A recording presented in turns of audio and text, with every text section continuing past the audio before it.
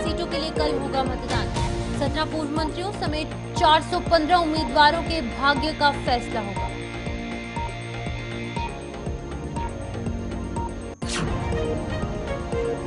MM college और Dussehra ground में रही गहमागहमी। विभिन्न इलाकों से कड़ी सुरक्षा के बीच में पोलिंग पार्टियां रवाना। मुख्य चुनाव अधिकारी ने स्वयं व्यवस्थाओं पर रखी थी नजर।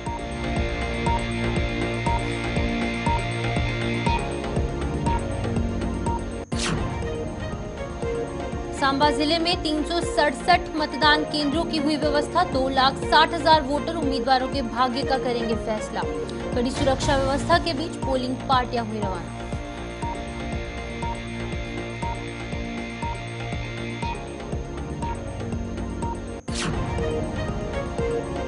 सर्दियों की व्यवस्था करने में जुटे पुंछ के कई परिवार। मवेशियों के चारे का जुगाड़ के लिए पहाड़ों पर हुए रवाना। दूसरे चरण के मतदान के बाद पुंछ के बाजार हुए सूने।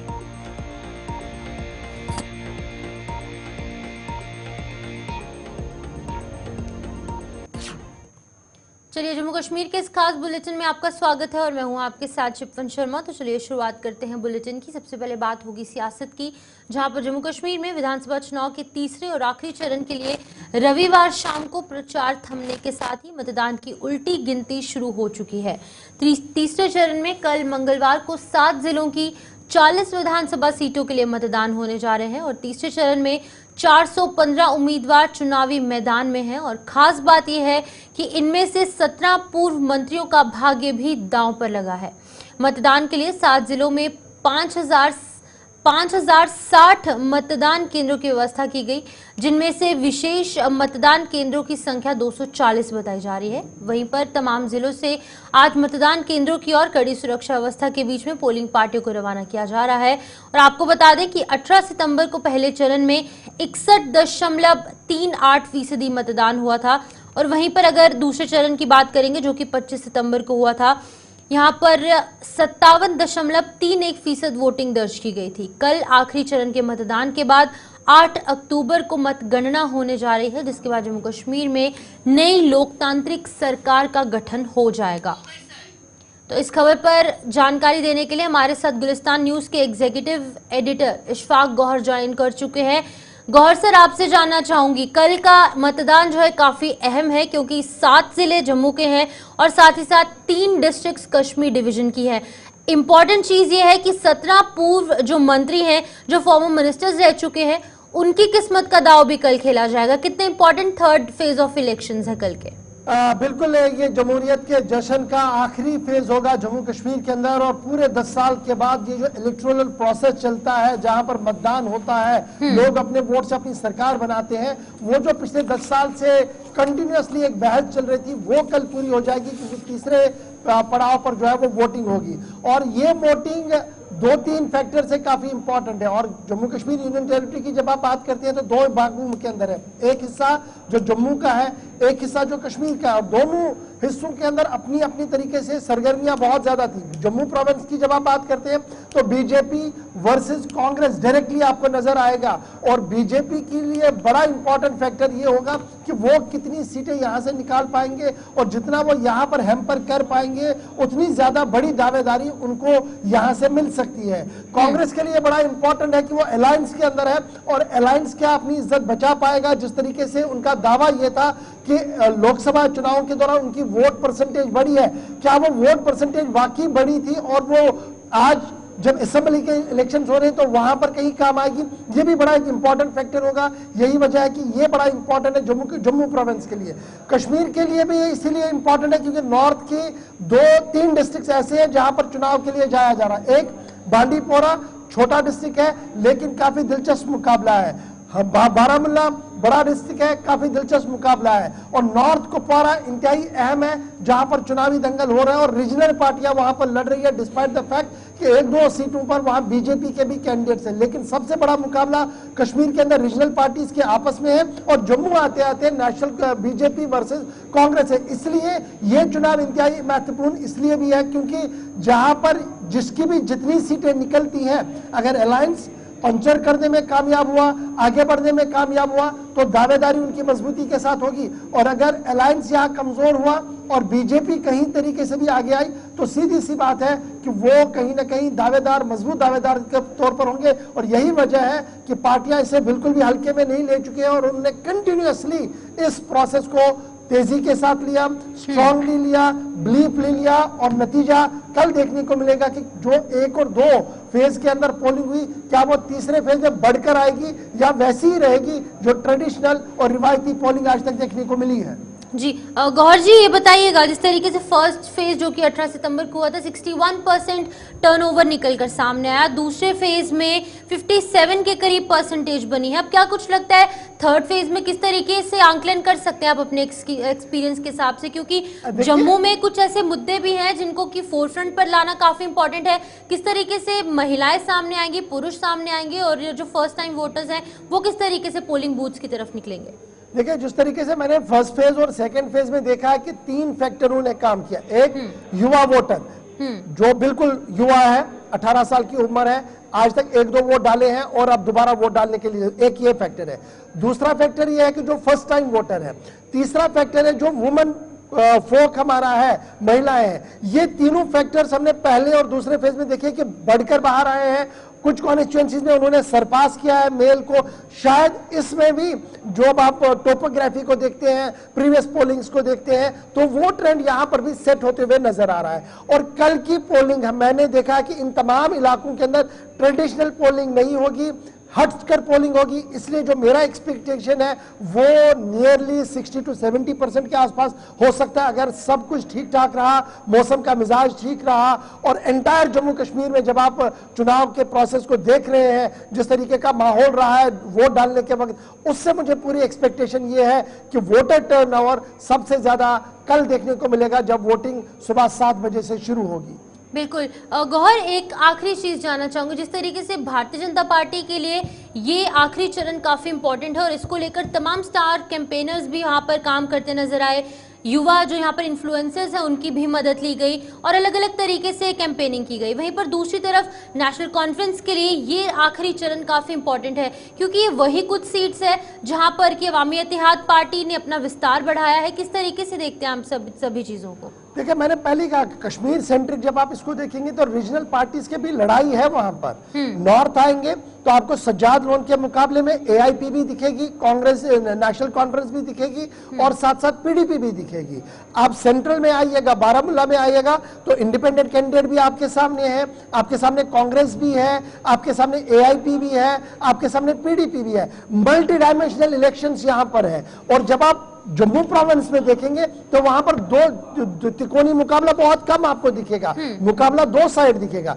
इसलिए रीजनल पार्टीज के लिए ये तीसरा पड़ाव जो होगा ये काफी इंपॉर्टेंट होगा, स्पेशली उन पार्टीज के लिए जो नहीं है। इंजीनियर रशीद, उसके लिए होम टाउन में इलेक्शन है, उस होम टाउन में इलेक्शन है जहां से वो मेंबर पार्लियामेंट चुनकर आए हैं। 3 लाख से ज्यादा वोटों की लीड जहां पर उन्होंने ली है, क्या वो उस ट्रेडिशन को बचा पाएंगे? उनके लिए एक बहुत बड़ा इम्तिहान है। फिर ये इम्तिहान है अवामी इत्तेहाद पार्टी के बाद जम्मू कश्मीर अपनी पार्टी को, क्योंकि उनके 5 से 6 कैंडिडेट्स ऐसे हैं जो रेस में हैं। क्या वो रेस में बने रहेंगे? क्या वो जीत दर्ज कर पाएंगे और जम्मू कश्मीर अपनी पार्टी के लिए एक नई हिस्ट्री लिख पाएंगे? एक बड़ा सवाल उनके लिए भी है।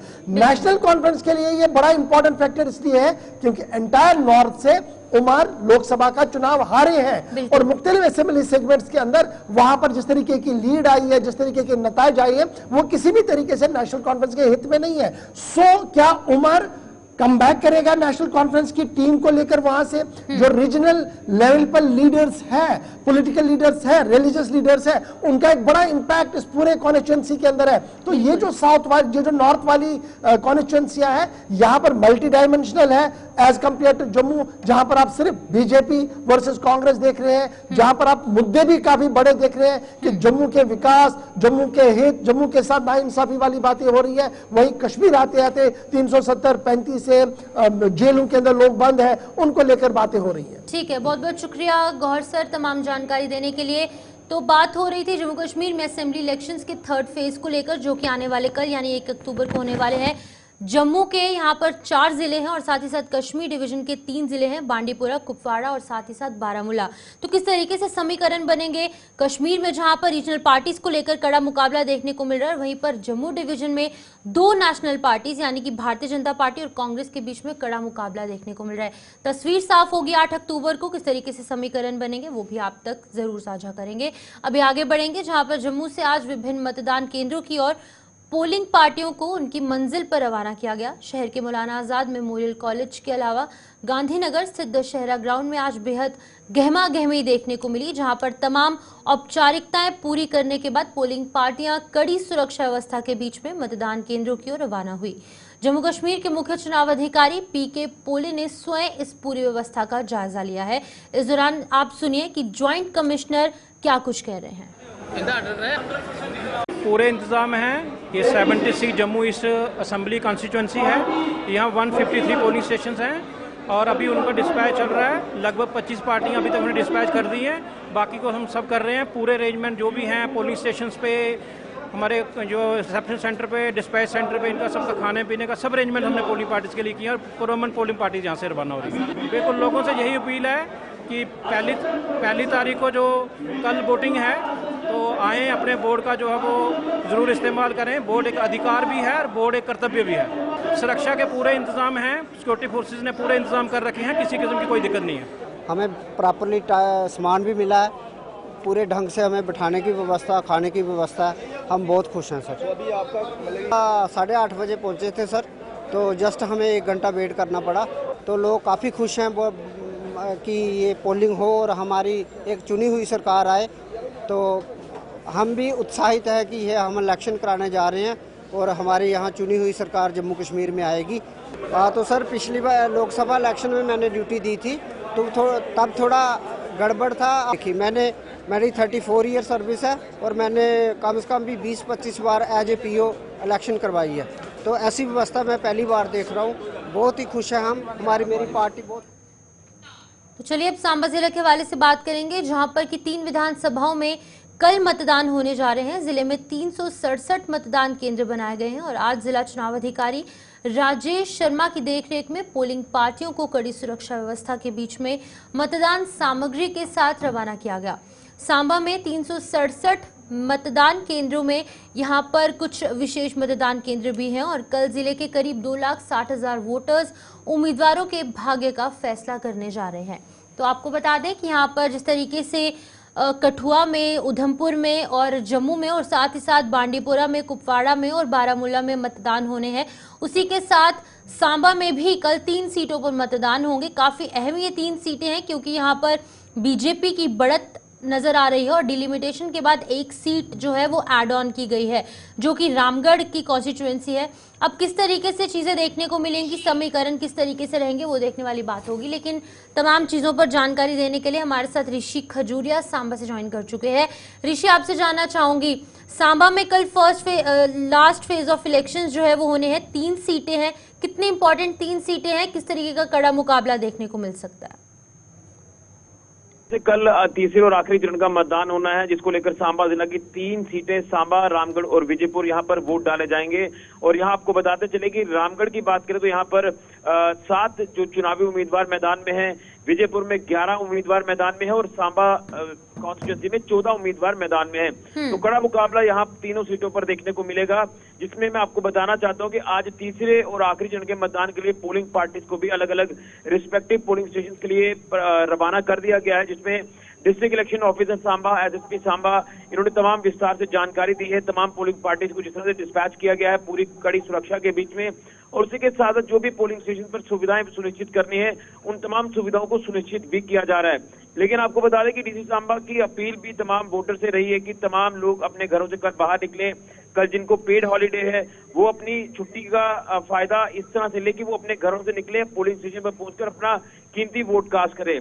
दूसरी तरफ ये भी है कि लोकतंत्र को अगर मजबूत करना है तो आपको अपने वोट का इस्तेमाल जरूर करना है। वहीं आपको बता दें, जैसे आपने जिक्र किया कि कितनी इंपॉर्टेंट है तीनों सीट्स, तो सांबा विधानसभा क्षेत्र को लेकर बात कर लें तो ये 3 दशकों के बाद ये सीट जो है ये ओपन हुई है। इससे पहले सांबा कॉन्स्टिट्यूंसी रिजर्व कॉन्स्टिट्यूंसी थी, लेकिन इस बार ये ओपन कॉन्स्टिट्यूंसी है।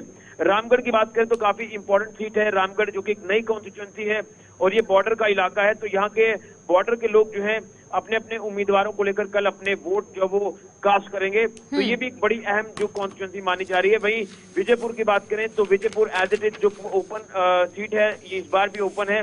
तो यहाँ पर तीनों क्षेत्रों में जो है बीजेपी के साथ जो ऑपोजिशन में कांग्रेस है या अन्य इंडिपेंडेंट कैंडिडेट्स हैं वो यहाँ पर चुनावी ऋषि यहाँ पर जानना चाहूंगी, 2022 में जब डिलिमिटेशन हुई, एक कॉन्स्टिट्यूएंसी एड ऑन की गई, रामगढ़ की कॉन्स्टिट्यूएंसी, उस पर कितनी नजरें यहाँ पर पॉलिटिकल पार्टीज की देखने को मिलेंगी और वहीं पर दूसरी तरफ लोगों का उत्साह किस तरीके का है? देखिए, रामगढ़ की सीट की बात करें यहाँ पर कई चीजें नहीं है। जैसे मैंने आपको शुरुआत में कह दिया कि ये नई कॉन्स्टिट्यूएंसी है। यहाँ की अगर बात करें तो एक बस्ती है यहाँ पर वेस्ट पाकिस्तानी रिफ्यूजीज की, जिन वेस्ट पाकिस्तानी रिफ्यूजियों को अब वोट डालने का अधिकार मिल गया है धारा 370 को तोड़ने के बाद, उनको मालिकाना हक मिले हैं। तो यहाँ पर एक कुंभा कह सकते हैं कि यहाँ पर वेस्ट पाकिस्तानी रिफ्यूजीज का है, जो अपने चुनावी उम्मीदवार का कल भविष्य का उनके भविष्य का फैसला करेंगे। तो ये भी एक बड़ा इंपॉर्टेंट है। इसी के साथ साथ वेस्ट पाकिस्तानी रिफ्यूजियों की अगर बात करें, उनमें कुछ फर्स्ट टाइम वोटर्स भी होंगे जो पहली बार अपने वोट का इस्तेमाल करेंगे। तो ये एक आप कह सकते हैं कि अलग एक अनोखी यहाँ पर चीजें जो है वो देखने को मिल रही हैं। इसी तरह से रामगढ़ जो है बॉर्डर का इलाका है, तो बॉर्डर की एक पूरी की पूरी कॉन्स्टिट्यूंसी जो है ये समर्पित की गई है बॉर्डर के लोगों को, जो कि राजपुरा से ये कॉन्स्टिट्यूंसी शुरू होती है और जो आखिरी विलेज है रामगढ़ का नंदपुर, यहाँ तक ये कॉन्स्टिट्यूंसी है। तो काफी एक लंबी कॉन्स्टिट्यूंसी है। तो यहाँ का भी आप कह सकते हैं कि वोट परसेंटेज देखने वाला होगा। मुझे लग रहा है कि यहाँ पर भी कल अच्छी खासी वोट परसेंटेज जो है वो हमें देखने को मिलेगी रामगढ़ सीट की अगर बात। ठीक है ऋषि, बहुत बहुत शुक्रिया तमाम जानकारी देने के लिए। ऋषि खजूरिया यहाँ पर सांबा के वाले से अपडेट कर रहे थे। 3 अलग अलग विधानसभा क्षेत्रों में, जो कि एक रामगढ़ है जो कि नई कॉन्स्टिट्यूएंसी बनाई गई है डिलिमिटेशन के बाद, विजयपुर और साथ ही साथ सांबा, 3 सीटों पर मतदान जो है वो कल लास्ट फेज ऑफ इलेक्शन में होंगे। किस तरीके से समीकरण बनेंगे, कड़ा मुकाबला यहाँ पर बीजेपी और कांग्रेस के बीच में देखने को मिल रहा है, किस तरीके से तस्वीर साफ होगी वो भी आप तक पहुंचाएंगे। इसी बीच बात होगी अब पुंछ जिले की, जहां पर पीर पंजाल रेंज के अधीन आने वाले राजौरी और पुंछ जिलों के लोग सर्दियों के लिए व्यवस्था करने में जुट गए हैं। बात करें अगर यहां पर पुंछ की, तो यहां के बाजारों में जहां विधानसभा चुनाव के दूसरे चरण तक बेहद रौनक देखी गई थी, वहीं अभी ये बाजार सूने सूने से नजर आने लगे हैं। ज्यादातर लोग अपने माल मवेशी के लिए सर्दियों के चारे की व्यवस्था करने में पहाड़ों पर चले गए हैं, जहां पर घास घटाई का काम भी जो है वो जोरों शोरों से जारी है। इसके अलावा कई परिवार तीसरे चरण के तहत कल होने वाले मतदान के लिए जम्मू या फिर आसपास के अन्य जो जिले हैं वहां पर रवाना हो चुके हैं। तो आपको बता दें कि इस पर हम जानकारी लेंगे, लेकिन पहले आपको बता दें कि जिस तरीके से लगातार